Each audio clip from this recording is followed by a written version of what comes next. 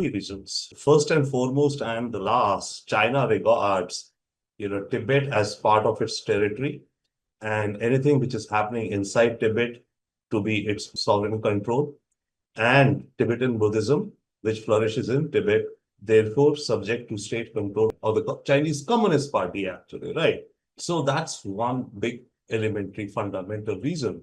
Other than that is, of course, after this Dalai Lama passes, to make sure that Buddhism or Tibetan Buddhism remains or is regarded as a Chinese, as rooted in China. And slow by slow, to eliminate any linkages that India may have or any claims India may have with regards to even the religion itself. Buddhism originated, Buddha is from India, right? But for whatsoever factors, Buddhism has spread more in other countries rather than India. China wants to be the inheritor of that legacy, that Buddhism, Tibetan Buddhism is in China. And then lastly, state control, no dissension within the country and such reasons.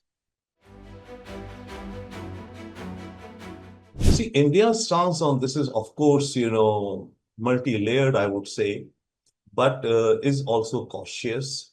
We do understand that China is hugely sensitive about anything to do with the Dalai Lama. On the one hand, we have a historical and cultural bond with the Dalai Lama and Tibet and Tibetan Buddhism.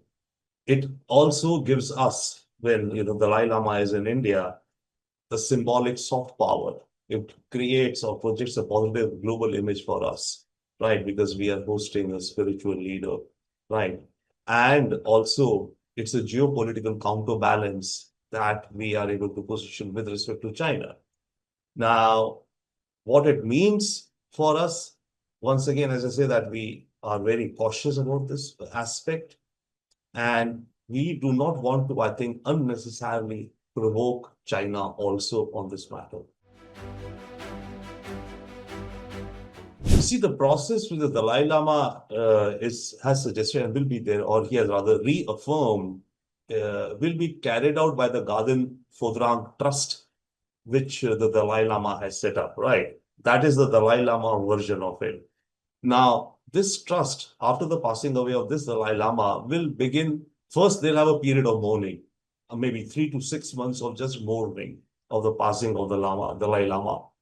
Then they will spread out to various geographic regions and look for signs amongst any child who will exhibit any past life revelations which could imply that he is a reincarnation of the Dalai Lama. So they will be going to villages or wherever, etc. If the process is carried out by the process which Dalai Lama has suggested, then this search will not be held inside China or in the Tibet, which is controlled by China. It would be held in India, Mongolia, Bhutan, Nepal, maybe. Okay, wherever Tibetan Buddhism is there in some presence. And then, from the various children who would be shortlisted over a period of 1 year, 2 years, next a process. So the entire process of the selection of next Dalai Lama would take anyway, could take anywhere between 2 to 4, 3 years. The Chinese, what they want and they emphasize, and that's a process they will do. They have like a golden urn or a pot system in which the Chinese government officials would go around Tibet, look at some signs, get some names, write them on a chit, put them into the pot, and draw a chit in the presence of a Chinese Communist Party official. And whoever is the name on that chit would be declared the Dalai Lama. So what China is doing is that the state will and want to play a role, not only a role, a role in the selection of the Dalai Lama. So that would be the process that the Chinese want. The process which the Dalai Lama has set forth now or has specified would be this other process which would be run by the trust which the Dalai Lama has set up. So in all probability, what we could see happening once His Holiness, is no more in the physical world, we could see 2 different processes playing out. One will be conducted by the Chinese, in any case, within Tibet, and they will nominate someone as the Dalai Lama. And separately, the Dalai Lama Trust, the Garden Fortran Trust here, they would be undertaking their process. And even if the process takes some time or short time, there will be a dispute.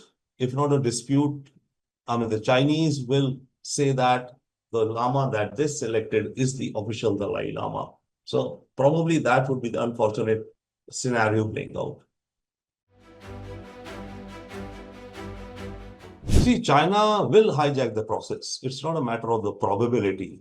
China will run a process, whether we call it hijacking or what, China will run a process to select the Dalai Lama as per its own method. And that method would be, as we mentioned, the chit system and overseen by the Communist Party.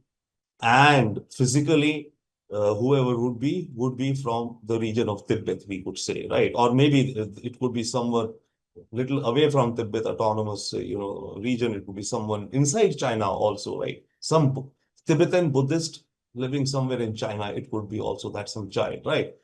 So China would conduct its own process, and China would, select, appoint a Dalai Lama. Now, what would happen is that in parallel, yes, in the free world, in the outside world, and in the legacy of and in the true legacy of the Dalai Lama, a process would be conducted. The issue is that how we know, but the process, but when would a Dalai Lama be, nominated? It would be someone, but that someone, it'll take them time to mature and become adult, right? That's another aspect to this whole thing, right? So the chances are that the Tibetan Buddhism outside of China would not have a strong Dalai Lama for several years, and China would take advantage of that and try institutionalize the Dalai Lama that it has chosen to be more institutionalized in Buddhism.